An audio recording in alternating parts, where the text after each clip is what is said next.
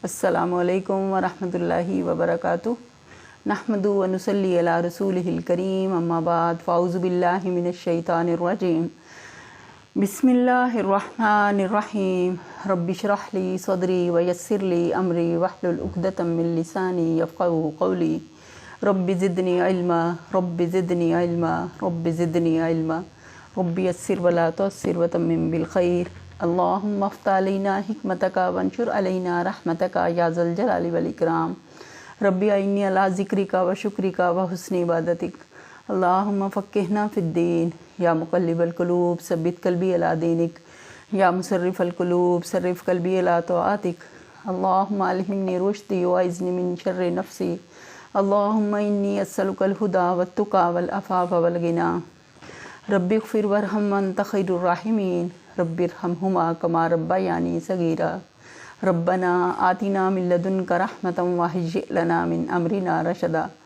अल्लाहुम्मा अरिनल हक्का हक्कन वरज़ुक़ना इत्तिबाअह व अरिनल बातिला बातिलन वरज़ुक़ना इज्तिनाबा। अल्लाहुम्मा ला सहला इल्ला मा जअलतहु सहलन व अंत तजअलुल हज़्न सहलन इज़ा शिअता। अल्लाहुम्मा इन्नी अस्अलुका हुब्बका व हुब्ब मन युहिब्बुका वल अमल अल्लज़ी युबल्लिगुनी हुब्बक। जो मैंने आखिरी दुआ पढ़ी है, बहुत ही खूबसूरत और जामे दुआ है कि अल्लाह हम तुझसे तेरी मोहब्बत का सवाल करते हैं और उनकी मोहब्बत का जो तुझसे मोहब्बत करते हैं, और ऐसे अमल का जिसकी वजह से तू हमसे मोहब्बत करे। अल्लाह तो हमें इस दुआ का मिस्ताक बना दे। हमारा हर अमल सिर्फ़ तेरे लिए खालिस हो, उसमें ज़रा भी किसी और का शाइबा ना हो, वो सिर्फ़ और सिर्फ तेरी रज़ा पाने के लिए हो, तेरी जन्नत की चाहत में हो, तेरे अज़ाब से बचने के लिए हो। हमारे अमलों में बारी ताला इखलास दे दे, हमारी नीयतों में इखलास दे दे। हमें हर बुराई से, जितनी भी अखलाकी बुराइयां हैं, ग़ीबत, चुगली, झूठ, जितनी अखलाकी बुराइयां हैं, बारी ताला तो हमें अपनी रहमत से हमें बचा लेना। अल्लाह तो हमारे अमाल को नहीं देखना, हमें अपनी रहमत से ढांप लेना। जब नामा अमाल कायम होंगे, जब पुलिस रात से लोग गुज़र रहे होंगे, अल्लाह तो हमें बिजली की सी तेज़ी से गुजार देना। हमारे नामा अमाल हमें दाएं हाथ में देना, हमारे चेहरों को स्याह होने से बचा लेना। उस दिन जब कोई साया ना होगा, हमें अपने अर्श के साए में जगह देना। अल्लाह तो हमसे आसान हिसाब लेना। अल्लाहुम्मा हासिबना हिसाबन यसीरा। नबी सल्लल्लाहु अलैहि वसल्लम इस दुआ की तलकीन किया करते थे हज़रत आयशा को रज़ियल्लाहु अन्हा को। हम भी अपनी दुआओं में इस दुआ को ज़रूर पढ़ा करें, अल्लाहुम्मा हासिबना हिसाबन यसीरा, कि हम तो इतने कमज़ोर हैं कि हम तो अपने शौहरों को, अपने बच्चों को अगर वो चाहें कि हमसे हिसाब लें तो हम उनको हिसाब नहीं दे सकते। कहाँ अल्लाह रब्बुल इज़्ज़त की ज़ात के सामने हमें जवाबदेह होना पड़े तो हम कहाँ पूरे आ सकते हैं, हम तो हलाक हो जाएंगे। अल्लाह तो हमें उस दिन की हलाकत से, बर्बादी से अपनी रहमत से बचा लेना। बारी ताला हम तुझसे तेरी रहमत का सवाल करते हैं, तुझसे आफ़ियत का सवाल करते हैं, और ऐसे तमाम कामों से जो तुझे नाराज़ करने वाले हैं हम तेरी पनाह चाहते हैं। हम सच्चे दिल से तौबा करते हैं जो हमसे कमियां कोताहियां हो गई। बारी ताला हम आइंदा के लिए उससे बचने की तुझसे तौफ़ीक मांगते हैं।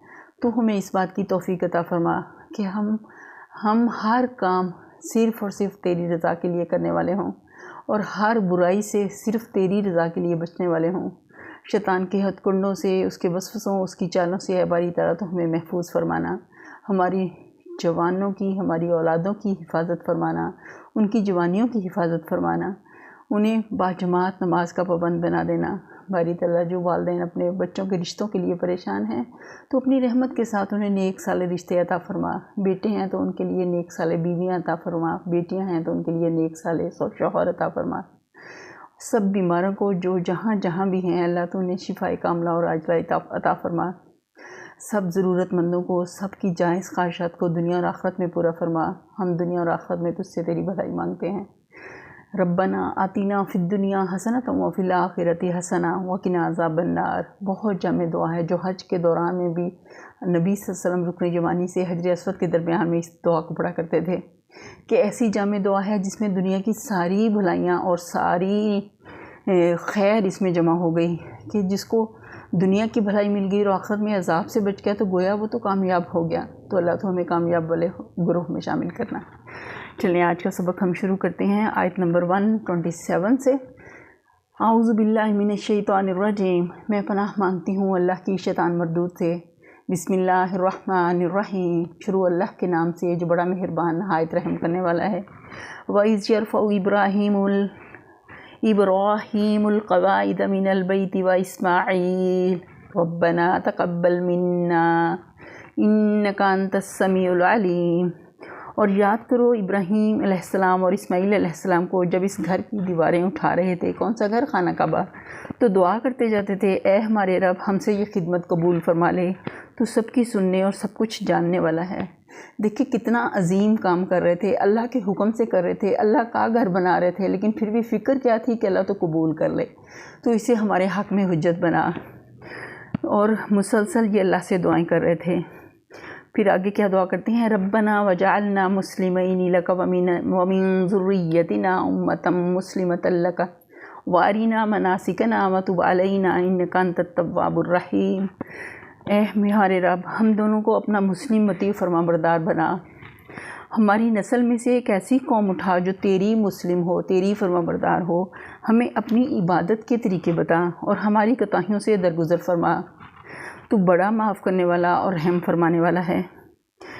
نبی صلی اللہ علیہ وسلم گویا حضرت ابراہیم علیہ السلام کی دعا کا نتیجہ تھے، ان کا مبعوث ہونا ان کی نسل میں سے، اور یہاں بھی اللہ تعالیٰ سے حضرت ابراہیم علیہ السلام دعا کر رہے ہیں کہ ہمیں اپنا مطیع و فرما بردار بنا، اور ہماری نسل میں سے ایسی قوم اٹھا جو تیری مسلم ہو، جو تیری فرما بردار ہو، تیری اطاعت کرنے والی ہو، تیرا دنیا میں نام لیوا بن کر رہے، اور ہمیں اپنی عبادت کے طریقے بتا کہ وہ عبادت کے طریقے جو اللہ کو پسند ہوں۔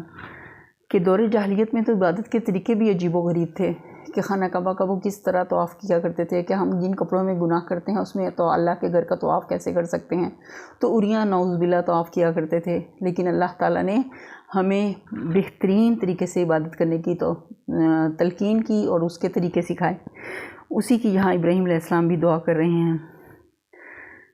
اور پھر آخر میں کیا کہہ رہے ہیں؟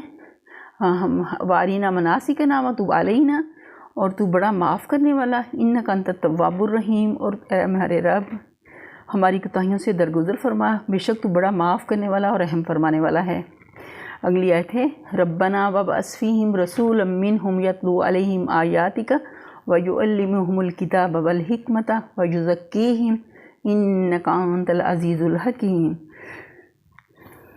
اور اے ہمارے رب ان لوگوں میں خود انہی کی قوم میں سے ایک ایسا رسول اٹھائیو جو انہیں تیری آیات سنائے، ان کو کتاب و حکمت کی تعلیم دے اور ان کی زندگیاں سنوارے، تو بڑا مقتدر اور حکیم ہے۔ زندگیاں سنوارنے سے کیا مراد ہے؟ کہ زندگیاں سنوارنے میں خیالات، اخلاق، عادات، معاشرت، تمدن، سیاست، غرض ہر چیز کو سنوارنا شامل ہے۔ اور مقتدر اور حکیم اس سے کیا مراد ہے؟ اس سے یہ بتانا مقصود ہے کہ محمد صلی اللہ علیہ وسلم کا ظہور دراصل حضرت ابراہیم علیہ السلام کی دعا کا جواب ہے۔ اگلی آیت ہے وَمَن يَرْغَبُ عَن مِّلَّةِ إِبْرَاهِيمَ إِلَّا مَن سَفِهَ نَفْسَهُ وَلَقَدِ اصْطَفَيْنَاهُ فِي الدُّنْيَا وَإِنَّهُ فِي الْآخِرَةِ لَمِنَ الصَّالِحِينَ۔ اب کون ہے جو ابراہیم کے طریقے سے نفرت کرے، جس نے خود اپنے آپ کو حماقت و جہالت میں مبتلا کر لیا ہو؟ اس کے سوا کون یہ حرکت کر سکتا ہے؟ ابراہیم تو وہ شخص ہے کہ جس کو ہم نے دنیا میں اپنے کام کے لیے چن لیا تھا، اور آخرت میں اس کا شمار صالحین میں ہوگا۔ ابراہیم علیہ السلام کو اللہ تعالیٰ نے اپنے دین کی خدمت کے لیے چنا، اور ان کے طریقے کو، ان کا کیا طریقہ تھا؟ اللہ کی رضا کا طریقہ تھا۔ انہوں نے اپنے آپ کو اللہ کی رضا پہ جما لیا تھا۔ پوری دنیا میں وہ توحید کا پرچار کرتے رہے، تو پوری زندگی انہوں نے اللہ کی وحدانیت بیان کی، حالانکہ ان کا خود جو باپ تھا وہ بت پرست تھا، اور انہوں نے ان کی بھی مخالفت کی، اور انہیں راہ ہدایت کی طرف، اللہ کی طرف بلایا، اور انہیں تلقین بھی کی، نصیحت بھی کی کہ جو کچھ میں جانتا ہوں وہ آپ نہیں جانتے، لیکن بس ان کی قسمت میں ہدایت نہیں تھی۔ کہ جیسے دنیا میں اللہ نے ہمیں بے شمار نعمتیں دیں، لیکن ہدایت ایسی نعمت ہے کہ جب تک کسی دل میں تڑپ اور طلب نہ ہو، چاہت نہ ہو، وہ دی نہیں جاتی۔ تو اللہ تو ہمارے ایسے بے حس دل سے ہم تیری پناہ چاہتے ہیں۔ اگلی آیت ہے اذ قال لہ ربہ اسلم قال اسلمت لرب العالمین۔ اس کا حال یہ تھا کہ جب اس کے رب نے اس سے کہا مسلم ہو جا، تو اس نے فوراً کہا میں کائنات کے مالک کائنات کا مسلم ہو گیا۔ مسلم جو اللہ کے آگے سر اطاعت خم کر دے، اللہ ہی کو اپنا آقا حاکم معبود مان لے، جو اپنے آپ کو بالکلیاں اللہ کے سپرد کر دے اور اس ہدایت کے مطابق دنیا میں زندگی بسر کرے جو اللہ کی طرف سے آئی ہو۔ اس عقیدے اور اس طرز عمل کا نام اسلام ہے۔ یہی تمام انبیاء کا دین ہے جو ابتدائے آفرینش سے دنیا کے مختلف ملکوں اور قوموں میں آئے۔ اگلی آیت ہے وَوَصَّىٰ بِهَا إِبْرَاهِيمُ بَنِيهِ وَيَعْقُوبُ یا بنی ان اللہ اصطفیٰ لکم الدین فلا تموتن الا وانتم مسلمون۔ اسی طریقے پر چلنے کی ہدایت اس نے اپنی اولاد کو کی تھی اور اسی کی وصیت یعقوب اپنی اولاد کو کر گیا۔ اس نے کہا تھا کہ اے میرے بچوں، اللہ نے تمہارے لیے یہی دین پسند کیا ہے، لہٰذا مرتے دم تک مسلم ہی رہنا۔ یعقوب علیہ السلام کا ذکر خاص طور پر اس لیے کیا گیا کہ بنی اسرائیل براہ راست ان کی اولاد تھے، اور جہاں تک تعلق ہے کہ اللہ نے تمہارے لیے یہی دین پسند کیا۔ دین یعنی طریقے زندگی، نظام حیات، وہ آئین جس پر انسان دنیا میں اپنے پورے طرز عمل، طرز فکر کی بنیاد رکھے۔ اگلی آیت ہے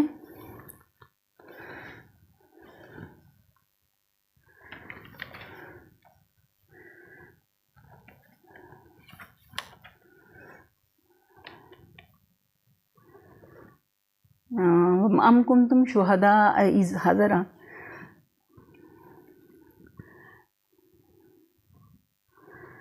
پچھلی آیت میں جیسے ہم نے پڑھا نا کہ وَوَصَّىٰ بِهَا إِبْرَاهِيمُ بَنِيهِ وَيَعْقُوبُ يَا بَنِيَّ إِنَّ اللَّهَ اصْطَفَىٰ لَكُمُ الدِّينَ فَلَا تَمُوتُنَّ إِلَّا وَأَنتُم مُّسْلِمُونَ، کہ یعقوب بھی اسی بات کی اپنی اولاد کو وصیت کر گیا۔ اس نے کہا تھا کہ میرے بچوں، اللہ نے تمہارے لیے دین پسند کیا ہے، لہٰذا مرتے دم تک مسلم رہنا۔ اگلی آیت میں ہم دیکھتے ہیں ام کنتم شہداء اذ حضر یعقوب الموت اذ قال لبنیہ ما تعبدون من بعدی قالوا نعبد الہک و الہ آبائک ابراہیم و اسماعیل و اسحاق الہا واحدا ونحن لہ مسلمون۔ پھر کیا تم اس وقت موجود تھے جب یعقوب علیہ السلام اس دنیا سے رخصت ہو رہے تھے؟ اس نے مرتے وقت اپنے بیٹوں سے پوچھا بچوں، میرے بعد تم کس کی بندگی کرو گے؟ ان سب نے جواب دیا ہم اسی ایک خدا کی بندگی کریں گے جسے آپ نے اور آپ کے بزرگوں ابراہیم، اسماعیل اور اسحاق علیہ السلام نے خدا مانا، اور ہم اسی کے مسلم ہیں۔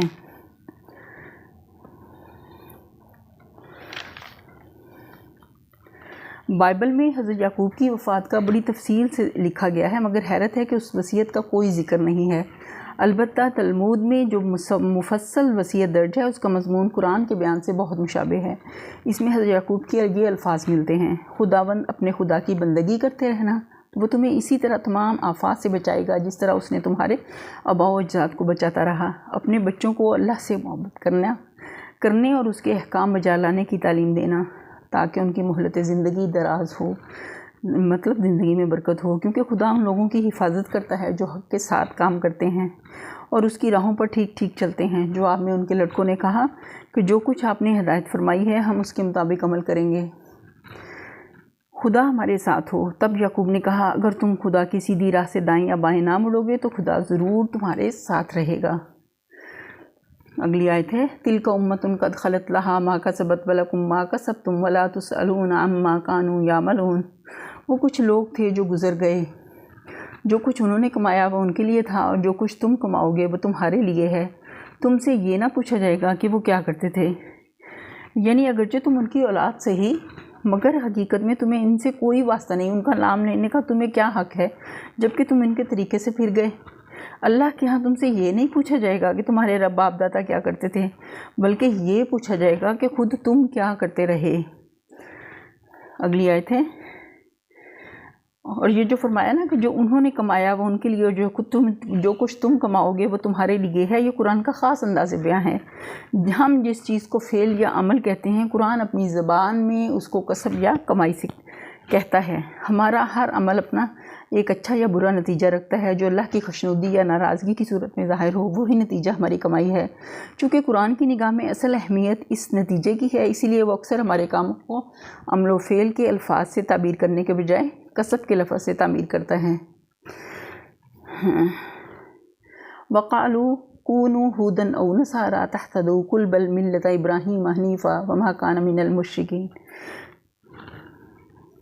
یہودی کہتے ہیں یہودی ہو تو راہ راست پاؤ گے، عیسائی کہتے ہیں عیسائی ہو تو ہدایت ملے گی۔ ان سے کہو نہیں، بلکہ تم سب کو چھوڑ کر ابراہیم کا طریقہ، اور ابراہیم مشرکوں میں سے نہ تھے۔ اس جواب کی لطافت سمجھنے کے لیے دو باتیں نگاہ میں رکھیے۔ ایک یہ کہ یہودیت اور عیسائیت دونوں بات کی پیداوار ہیں۔ یہودی اپنے اسلام اور اپنی مذہبی خصوصیات اور رسوم و قواعد کے ساتھ 3-4 صدی قبل مسیح پیدا ہوئی، اور عیسائیت جن عقائد اور مخصوص مذہبی تصورات کے مجموعے کا نام ہے، وہ تو حضرت مسیح کے بھی ایک مدت بعد وجود میں آئی۔ اب سوال یہ خود بخود پیدا ہوتا ہے کہ اگر آدمی کے برسر ہدایت ہونے کا مدار یہودیت یا عیسائیت اختیار کرنے پر ہی ہے، تو حضرت ابراہیم اور دوسرے انبیاء اور نیک لوگ جو ان مذہبوں کی پیدائش سے صدیوں پہلے پیدا ہوئے تھے اور جن کو خود یہودی اور عیسائی بھی ہدایت یافتہ مانتے ہیں، وہ آخر کس چیز سے ہدایت پاتے تھے؟ ظاہر ہے کہ وہ یہودیت اور عیسائیت نہ تھی۔ لہٰذا یہ بات آپ سے آپ واضح ہو گئی کہ انسان کے ہدایت یافتہ ہونے کا مدار ان مذہبی خصوصیات پر نہیں ہے جن کی وجہ سے یہ یہودی اور عیسائی وغیرہ مختلف فرقے بنے ہیں، بلکہ دراصل اس کا مدار اس عالمگیر صراط مستقیم کے اختیار کرنے پر ہے جس سے ہر زمانے میں انسان ہدایت پاتے رہے ہیں۔ اگلی آیت ہے قُولُوا آمَنَّا بِاللَّهِ وَمَا أُنزِلَ إِلَيْنَا وَمَا أُنزِلَ إِلَىٰ إِبْرَاهِيمَ وَإِسْمَاعِيلَ وَإِسْحَاقَ وَيَعْقُوبَ وَالْأَسْبَاطِ وَمَا أُوتِيَ مُوسَىٰ وَعِيسَىٰ وَمَا أُوتِيَ النَّبِيُّونَ مِن رَّبِّهِمْ لَا نُفَرِّقُ بَيْنَ أَحَدٍ مِّنْهُمْ وَنَحْنُ لَهُ مُسْلِمُونَ۔ دوسرے یہ کہ یہودی پچھلی آیت میں جیسے واضح کی گئی بات کو کہ یہودی و نصارہ کی اپنی مقدس کتابیں اس بات پر گواہ ہیں کہ حضرت ابراہیم ایک اللہ کے سوا کسی دوسرے کی پرستش نہ کرتے تھے، وہ اللہ صرف اور صرف اللہ کی بندگی اور اطاعت کے قائل تھے۔ ان کا مشن ہی یہ تھا کہ خدائی صفات و خصوصیات میں اللہ کے ساتھ کسی کو شریک نہ ٹھہرایا جائے۔ لہٰذا یہ بالکل ظاہر ہے کہ یہودیت اور نصرانیت دونوں اس راہ راستے منحرف ہو گئی ہیں جس پر حضرت ابراہیم چلتے تھے، کیونکہ ان دونوں میں شرک کی آمیزش ہو گئی تھی۔ ابھی جو ہم نے آیت پڑھی،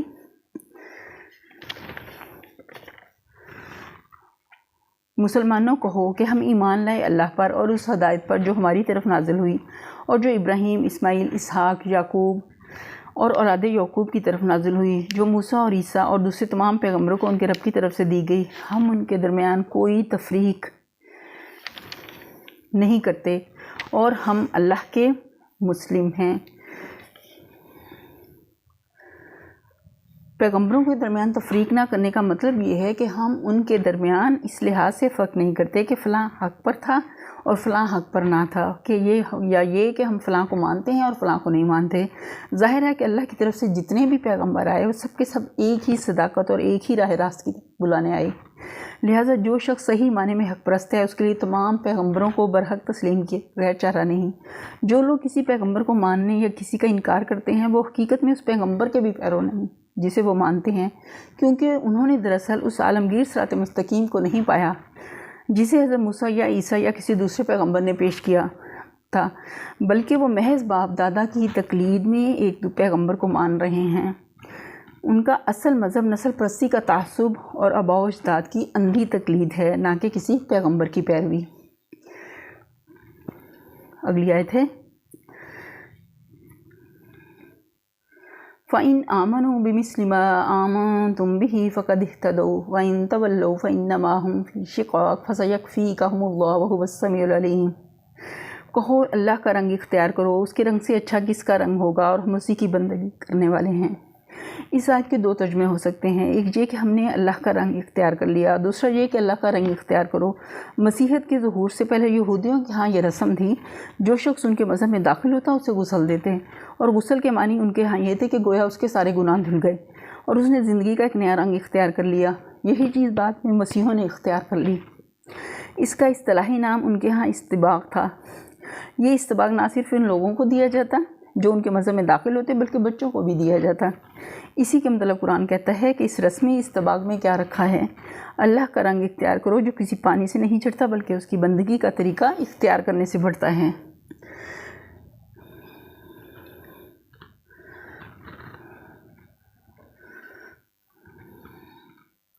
اگلی آیت ہے قُلْ أَتُحَاجُّونَنَا فِي اللَّهِ وَهُوَ رَبُّنَا وَرَبُّكُمْ وَلَنَا أَعْمَالُنَا وَلَكُمْ أَعْمَالُكُمْ وَنَحْنُ لَهُ مُخْلِصُونَ۔ اے نبی ان سے کہو کیا تم اللہ کے بارے میں ہم سے جھگڑتے ہو، حالانکہ وہی ہمارا رب بھی ہے اور تمہارا رب بھی، ہمارے اعمال ہمارے لیے، تمہارے اعمال تمہارے لیے، ہم اللہ ہی کے لیے اپنی بندگی کو خالص کر چکے ہیں۔ یعنی ہم یہی تو کہتے ہیں کہ اللہ ہم سب کا رب ہے اور اسی کی فرما برداری ہونی چاہیے۔ کیا یہ بھی کوئی ایسی بات ہے کہ اس پر تم ہم سے جھگڑو؟ جھگڑے کا اگر کوئی موقع ہے بھی تو وہ ہمارے لیے ہے، نہ کہ تمہارے لیے، کیونکہ اللہ کے سوا دوسروں کو بندگی کا مستحق تم ٹھہرا رہے ہو، نہ کہ ہم۔ اتحاجوننا فی اللہ کا ایک ترجمہ یہ بھی ہو سکتا ہے کہ کیا تمہارا جھگڑا ہمارے ساتھ فی سبیل اللہ ہے۔ اس صورت میں مطلب یہ ہوگا کہ اگر واقعی تمہارا جھگڑا نفسانی نہیں ہے بلکہ اللہ واسطے کا ہے تو یہ بڑی آسانی سے طے ہو سکتا ہے۔ آگے ہے یعنی تم اپنے اعمال کے ذمہ دار ہو، ہم اپنے اعمال کے۔ تم نے اگر اپنی بندگی کو تقسیم کر رکھا ہے اور اللہ کے ساتھ دوسروں کو بھی خدائی میں شریک ٹھہرا کر ان کی پرستش اور اطاعت بچا لاتے ہو تو تمہیں ایسا کرنے کا اختیار ہے، اس کا انجام خود دیکھ لو گے۔ ہم تمہیں زبردستی سے روکنا نہیں چاہتے، لیکن ہم نے اپنی بندگی، اطاعت اور پرستش کو بالکل اللہ کے لیے خالص کر دیا۔ اگر تم تسلیم کر لو کہ ہمیں بھی ایسا کرنے کا اختیار ہے تو خواہ مخواہ کا یہ جھگڑا آپ ہی آپ ختم ہو جائے۔ ام تقولون ان ابراہیم و اسماعیل و اسحاق و یعقوب والاسباط کانوا ہودا او نصارا قل اانتم اعلم ام اللہ ومن اظلم ممن قتم شہادۃ عنده من اللہ وما اللہ بغافل عما تعملون۔